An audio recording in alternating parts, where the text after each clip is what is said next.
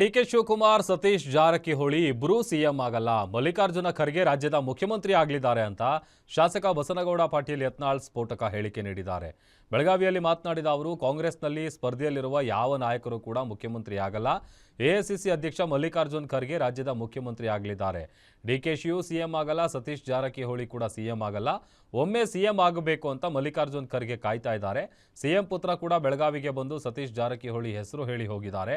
ಆದರೆ ನಾಯಕತ್ವ ಬದಲಾವಣೆ ಆಗುತ್ತೆ, ಮಲ್ಲಿಕಾರ್ಜುನ ಖರ್ಗೆ ಸಿಎಂ ಆಗ್ತಾರೆ ಅಂತ ಯತ್ನಾಳ್ ಭವಿಷ್ಯ ನುಡಿದಿದ್ದಾರೆ. ನಾ ಹೇಳದಲ್ರಿ, ಮಲ್ಲಿಕಾರ್ಜುನ ಖರ್ಗೆ ಅವ್ರ ಪಾಪ ನನ್ನ ಜೀವನದ ಒಂದು ದಿವಸ ಮುಖ್ಯಮಂತ್ರಿ ಆಗ್ಬೇಕಂತ ಕೂತ್ಬಿಟ್ಟಾರೆ.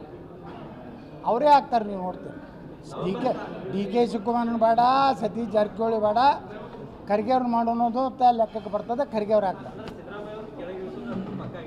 ಮತ್ತು ಪಕ್ಕದಲ್ಲೇ ಮತ್ತು ಅವ್ರ ಏನು ಹೈಕಮಾಂಡ್ ಅದು ಹೇಳಿದ್ದಕ್ಕೆ ಬದ್ಧ ಗಿದ್ದ ಯಾಕೆ ಹೇಳಕತ್ತಾರಂದ್ರೆ, ಅದಕ್ಕೆ ನಮ್ಮ ಸಿದ್ದರಾಮಯ್ಯ ಸನ್ಮಾನ್ಯ ಮುಖ್ಯಮಂತ್ರಿ ತಮ್ಮ ಜ್ಯೇಷ್ಠ ಸುಪುತ್ರನ ಮೂಲಕ ಒಂದು ಧಮಕಿ ಕೊಟ್ಟರು. ಏನಂದ್ರೆ, ಸತೀಶ್ ಜಾರಕಿಹೊಳಿಯವ್ರಿಗೆ ಎಲ್ಲ ಅರ್ಹತೆ ಇದೆ ಅಂದರೆ ನೀವೇನಾದ್ರು ಡಿ ಕೆ ಶಿವಕುಮಾರ್ ಮಾಡ್ತಿದ್ರೆ ನಾ ಸತೀಶ್ ಜಾರಕಿಹೊಳಿ ತೊಗೊಂಡು ಒಂದು 70-80 ಮಂದಿ ಹೊರಗೆ ಬರ್ತೀವಿ ಅನ್ನೋಂಥ ಸಂಕೇತ ಸಿದ್ದರಾಮಯ್ಯನವ್ರಿಗೆ ಹೈಕಮಾಂಡ್ ಕೊಡುವಂಥ ಪ್ರಯತ್ನ ಮಾಡ್ಯಾರ.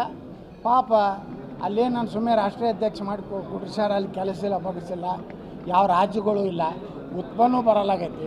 ಅದಕ್ಕೆ ಮುಖ್ಯಮಂತ್ರಿ ಆಗ್ಬೇಕಂತ ಖರ್ಗೆ ಸಾಹೇಬ್ರತ್ತ